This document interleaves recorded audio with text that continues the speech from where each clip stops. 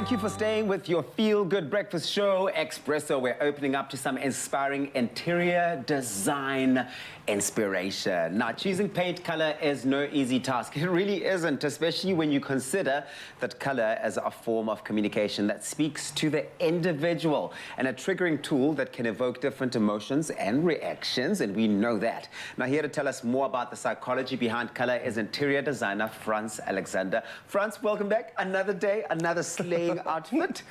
Thank you for having me. There is something about your shoe collection and the way that you're able to mix and match your colors and bring that to life in such a splendid way. I love it. Teach me your ways. Thank you so much. But we know that just as fashion is so personal to you, colors and emotions and feelings and moods are also interlinked as well, which becomes very important when choosing the right color for your home. Why is that?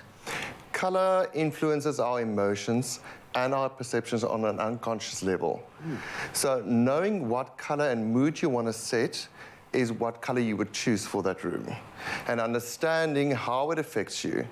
So if you know what color does and how it influences your mood, it's so easy to then make the right decision. Yeah. And when it comes to choosing color for our homes, and I love that we're having this conversation, we know that everyone should consider their home their sanctuary. In fact, you should be creating that out of your home. What colors should we start opening up to and embracing? I would definitely say colors that calm you. Okay. So if you look at hues of blue and green and soft hues of yellow, those are all colors that will definitely calm you. And when you walk into space, I mean, you've probably experienced it yourself. You walk into a space and all of a sudden you feel very tense, yes, very angry. Yeah. And it's probably because the colors in the room are very, very intense. Like if somebody had to paint a whole room black, you would feel anxious and maybe a little bit depressed. Yeah, and sometimes you don't know it's got to do with the color, but now that you mentioned that, I'm going to be so much more conscious of that. Absolutely. And if you walk into a room that has light blues or light greens, you're going to relate with ocean, with sky. So there's a psychology behind it. So when you walk into a room, if you are knowing what to look for, then you understand why you feel the way you feel. I mean, I suppose it stands to reason. I mean, I walk onto this set every morning and I have the biggest smile on my face. And there's no wondering why, right? Because you see these colors here.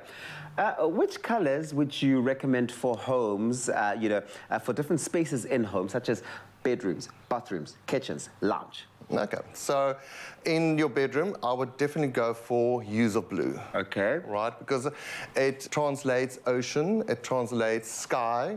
So if you think about that, when you look up, you can't be depressed on a beautiful blue sky day. You think you're on a holiday. You think you're in Santorini, Greece. Yes, and then, for instance, for your dining room, red, orange, it inspires appetite. Okay. You know? So those are definitely the colors that you need to go for there. When I think of learning, like a study, then definitely soft hues of yellow, because it promotes concentration. And concentration. Exactly. Okay. And then, for instance, like if you are a businessman and you are in the finance industry and you want to be taken very seriously, then definitely cobalt blues, because it's strength. Yeah. Wow.